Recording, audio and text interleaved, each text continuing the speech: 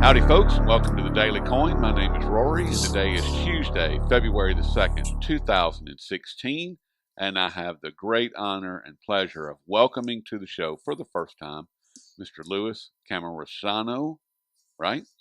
That's correct. All right. Very well announced, Rory. Thank you. And he is the proprietor over at smallgold.com, and he has been doing some great analysis of the gold and silver markets recently.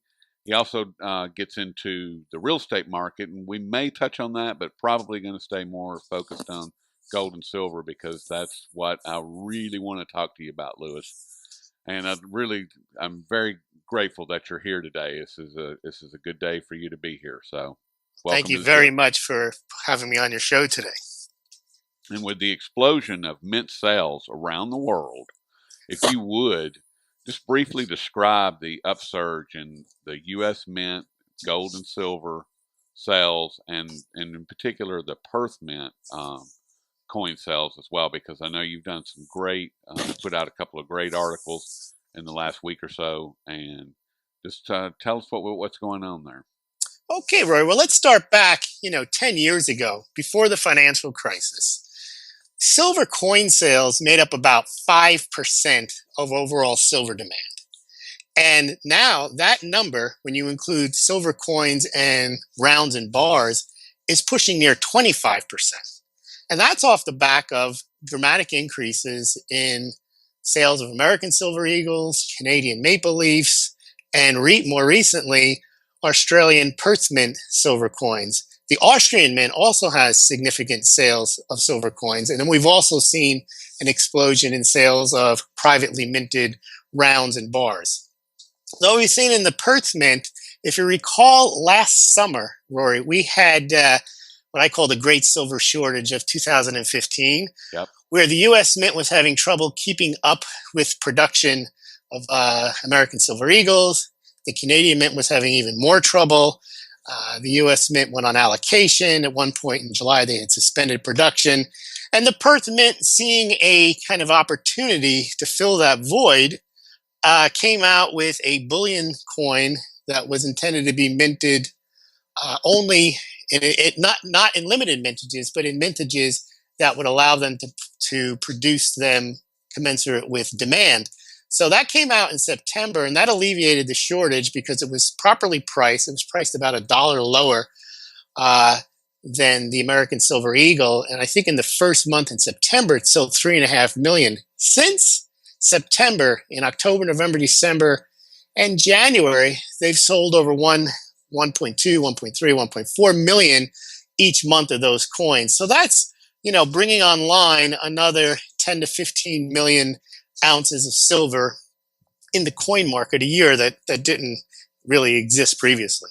Yeah, and that's pretty cool. It's a beautiful coin. It's the kangaroo, and which brings me to the question. Well, give us the numbers on January U.S. Mint gold and silver, if you would.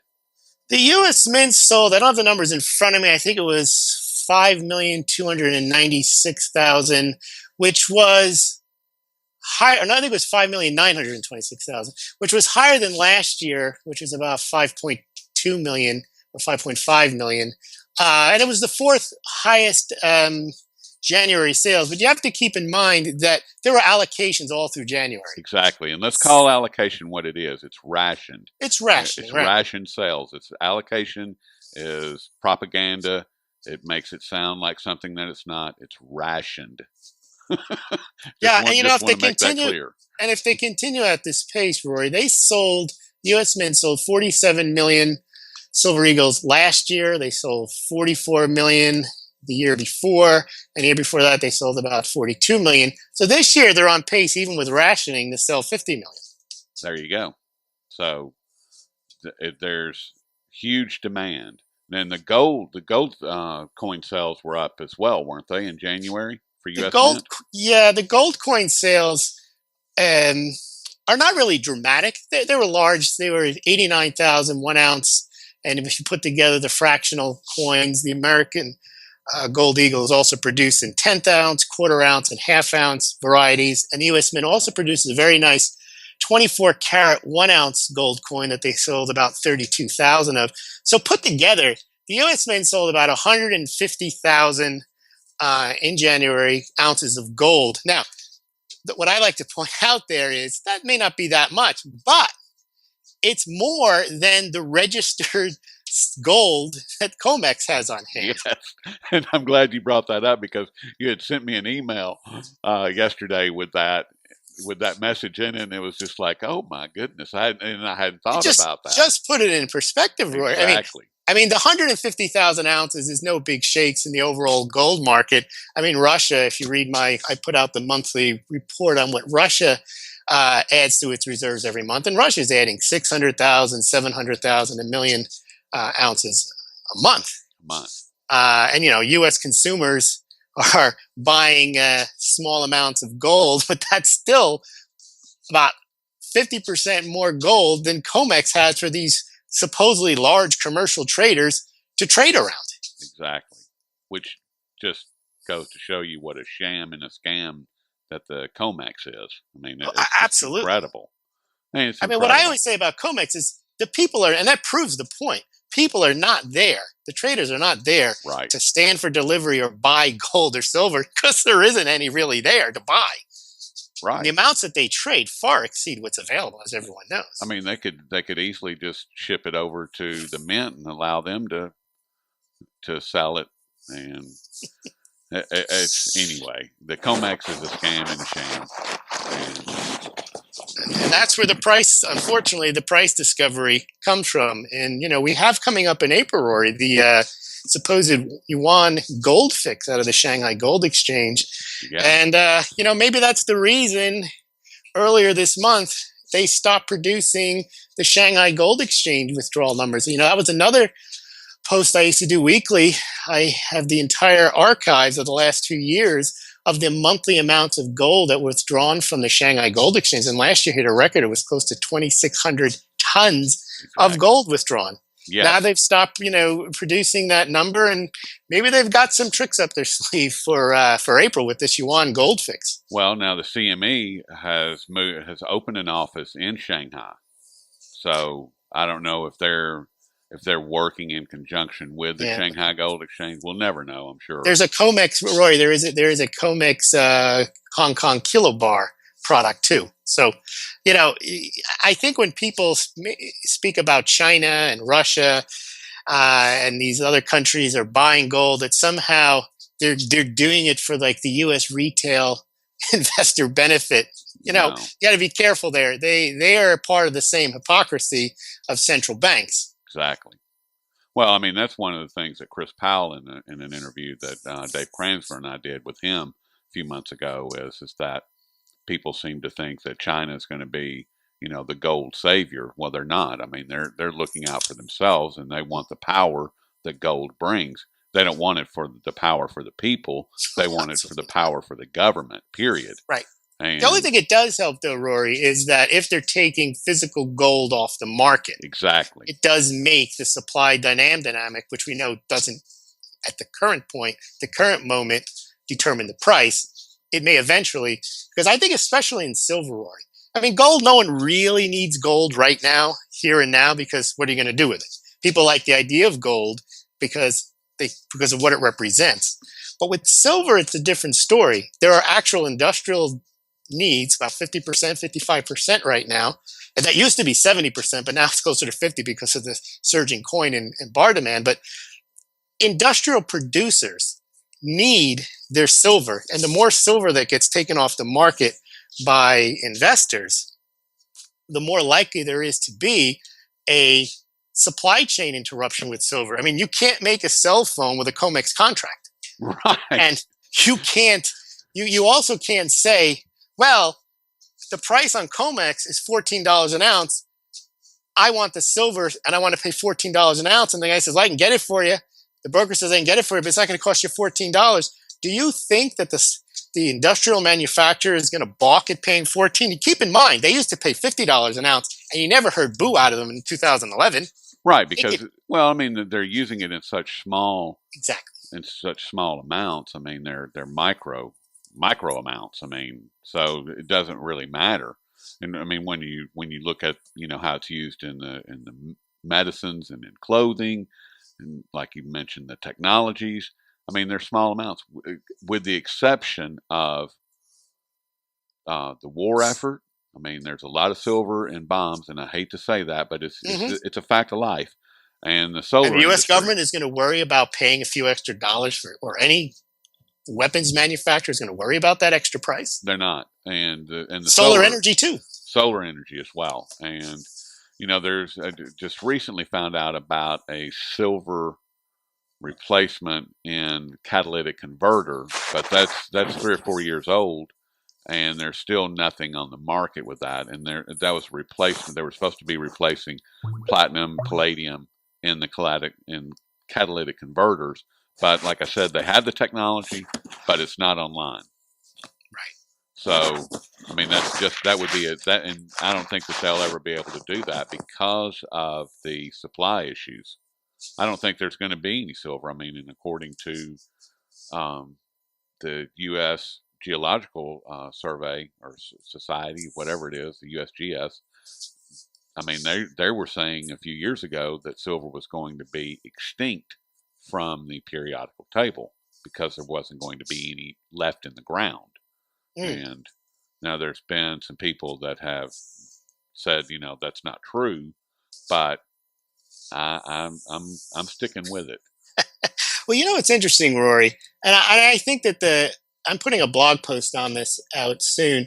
Is that the Silver Institute, which of course is connected with the CME Group, Thomson Reuters, so you have to kind of wonder about the veracity of the information they put out.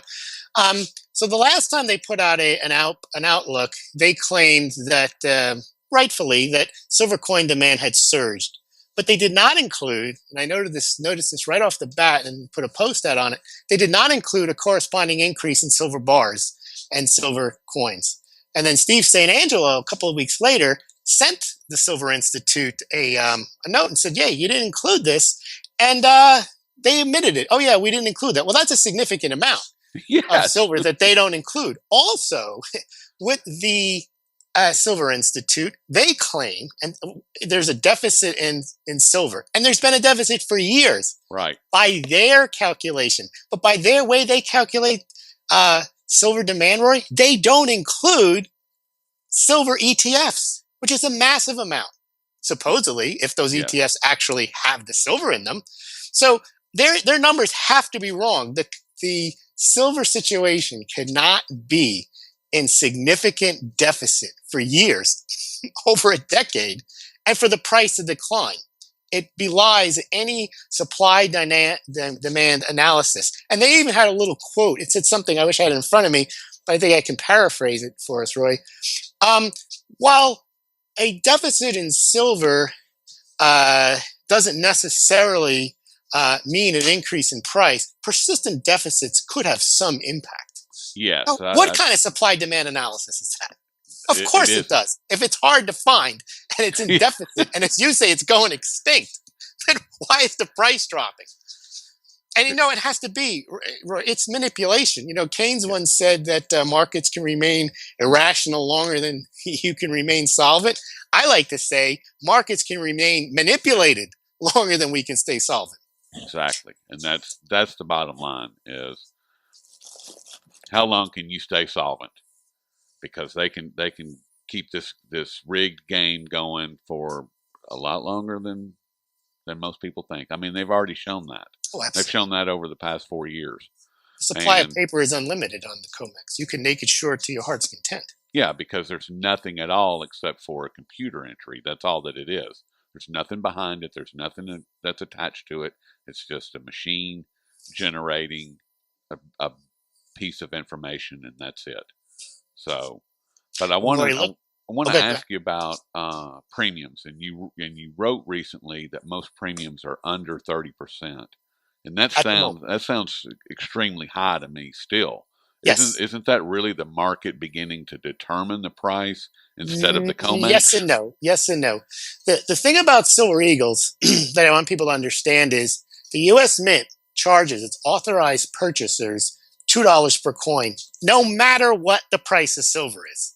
So automatically, if you have $10 silver, and they're charging $2 to the authorized purchasers, you have a 20% premium right there.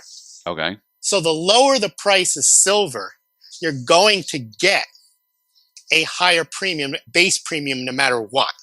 Okay, that makes So, sense. and I have a chart which I can send you the link. You can put it up in the interview that shows where premiums are based on the spot price of silver. So at 10%, you automatically start with at $10 silver, you automatically start at a At 20%. 20% premium. At $20, you automatically start with a $10 premium. But having said that, we saw over the summer where the price was higher than it is now and premiums are at 50%. And that did reflect not necessarily the market, the silver market for American Eagles taking over from COMEX, but just that the silver market for American Eagles reflecting the supply demand dynamic for American Silver Eagles.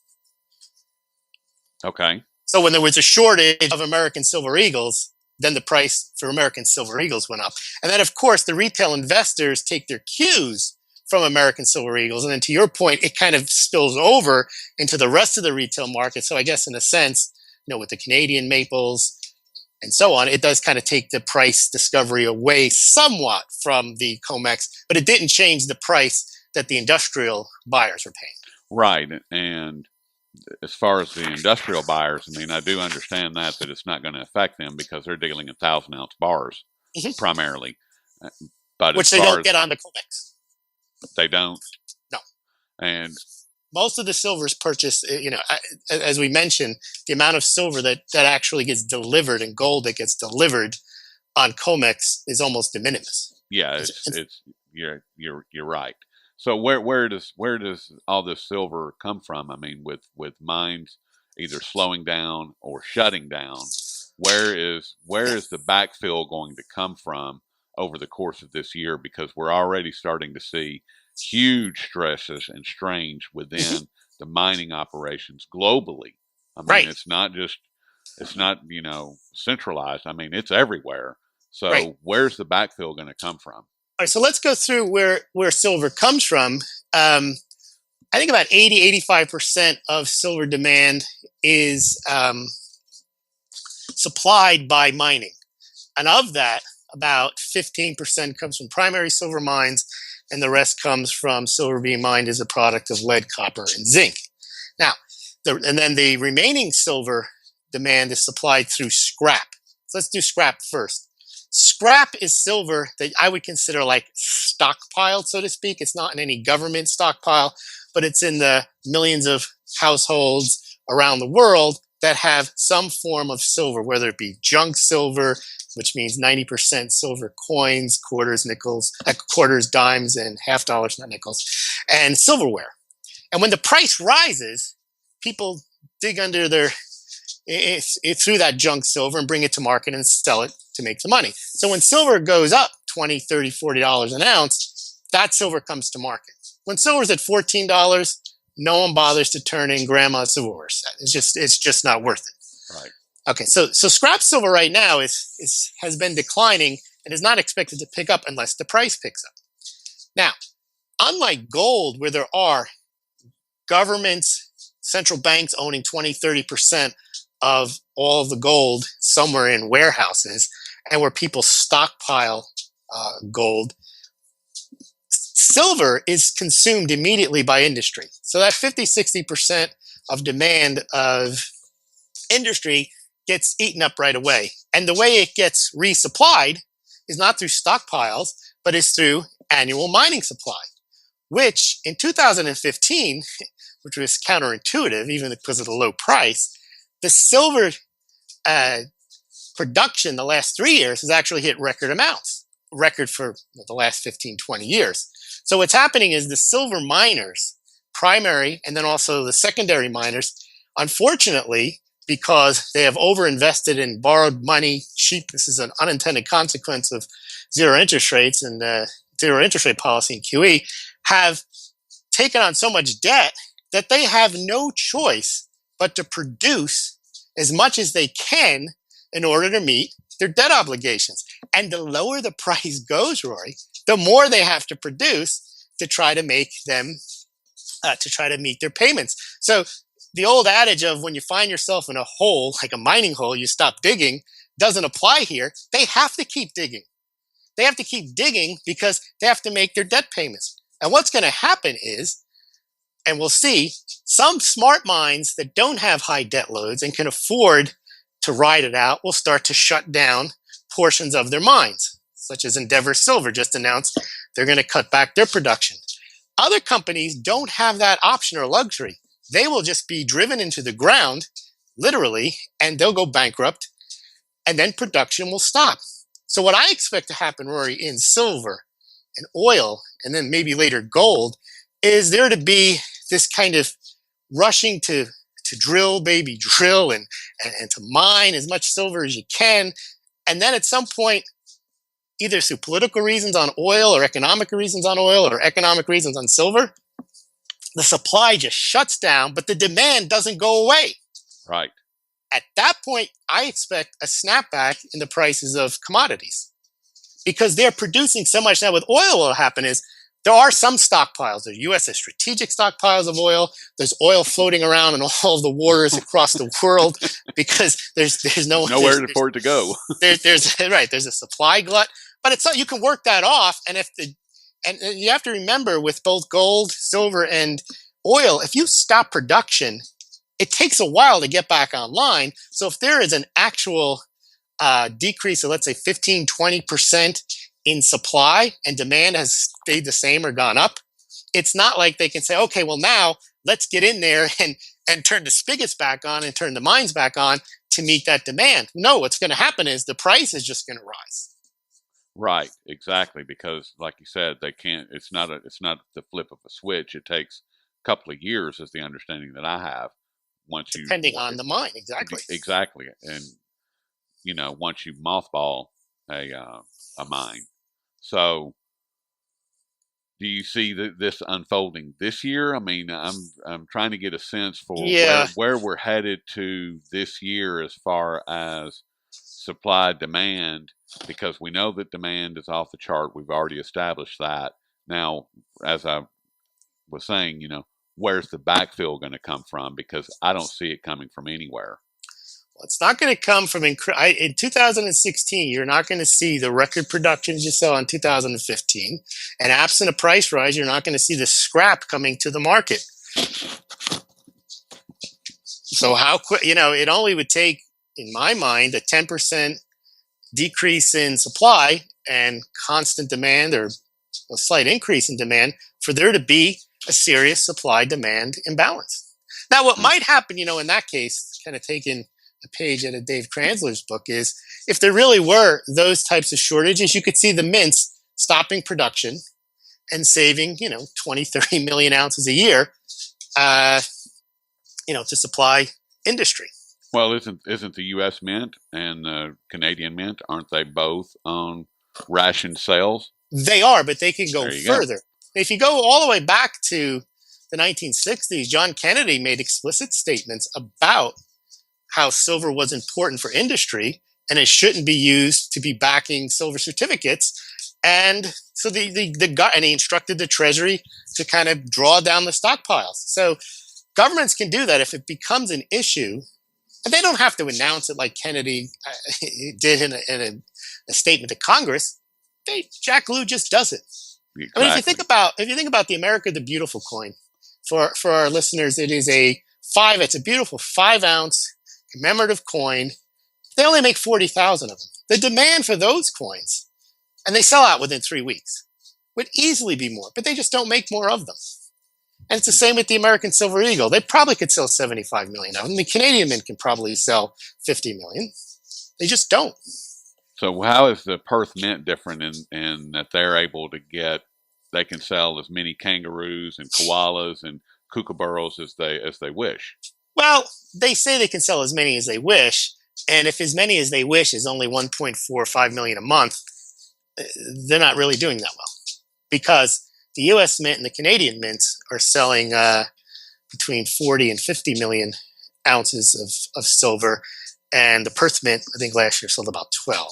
So they've got a long way to go, and I would believe that the Perth Mint, if demand actually spilled over to the Perth Mint, might have difficulty ramping up to 5-6 million ounces a month. Okay. I don't know that, but they haven't proven they've never sold more than the 3.5 million ounces of silver that they sold back in September. Okay. Which is an average month for the U.S. Okay. And I want to change gears and look at China just for a second, and then I'm going to let you get back to your day. And do you think we had talked about China is supposed to be coming online with their market, their physical futures market beginning in April? Will that actually happen? Because we've heard them make these announcements before. They were supposed to. It's already supposed to be online. It was supposed to have been done back in October, and then they said October rolls around, and they said, well, by the end of the year rolls around, and it goes completely dark for a few weeks, and now they're starting to come out and say April. So, and if that happens, if they actually do that, what would be the impact, or where does that leave both the LBMA and the COMEX? Depends on, Roy, I think, what China wants. My view on China is, and I don't think, there's these theories that China wants to crash the COMEX stand for delivery. That doesn't do them any good. I think what China wants is to get as much gold at the current prices or lower as it possibly can. Then I think, however, once they have what they deem to be the easy pickings, meaning that there's not much more gold they can extract out of the available sources. Got to remember, they're already the number one gold miner, and they eat up all of that production, and Russia eats up about 70% of theirs. So there's not much gold coming from those two places extra that they can get. Right. But I think once China thinks that it has in its country, not necessarily at the People's Bank of China, but within China in all its various areas that it has that it can call upon its gold, once they have what they want, I think at that point they may pull what FDR did and U.S. Congress did in 1934 is a revaluation of gold. And the reason I say they want to do that is their reserves are declining, their overall foreign reserves in value. One way for them to boost their reserves, if they have to sell treasuries, is to revalue gold at a higher price. And by doing so, taking their entire stash and revaluing it multiples higher. Now, they may use the yuan fix to do that. Now, let's say COMEX complains, or somebody complains, if China is willing to pay the price that they fix, and the Shanghai Gold Exchange says this is the price, then even more gold will flow to China. So I think that's what they have in mind. Now, I'm not saying they're going to do that in April. That's what people would wish to happen, I think, in April. But I think once they have control of the price, they may leave it to where it makes sense for them not to do anything about it. But I think once you have the power, think about what the U.S. government did in 1934. Unilaterally, they just said the price is not $20.67. It's now $35 because we say so. Right. And because if you think why they did that, they had already confiscated and bought up a lot of gold prior to making that announcement. Right. And that's analogous to what China's doing. They're bringing in a lot of gold, and then I think they're going to reprice it. Well, that makes sense. I mean, and that's probably the reason that they have encouraged their citizens to acquire gold. And gold, you can go anywhere. You can go into any bank in China, correct, and acquire gold. Period. I have done a blog post that got put on Zero Hedge called "The Case of China's Missing Gold," and I went through all the possible areas and the Chinese entities, including the Chinese people, where all the gold has gone. They only posted that they have 1,700 gold with the People's Bank of China, and everyone's scratching their heads, says, where are the other 10, 20,000 tons? Exactly. Well, they're in government entities, they're in other government banks, they're with the people, and they can call upon that gold in a moment's notice. Yep. And they could put it in the People's Bank of China, but they don't have to. There's no need for it to be sitting in a central bank vault in that ledger. As long as they have control over it, it doesn't matter. Right.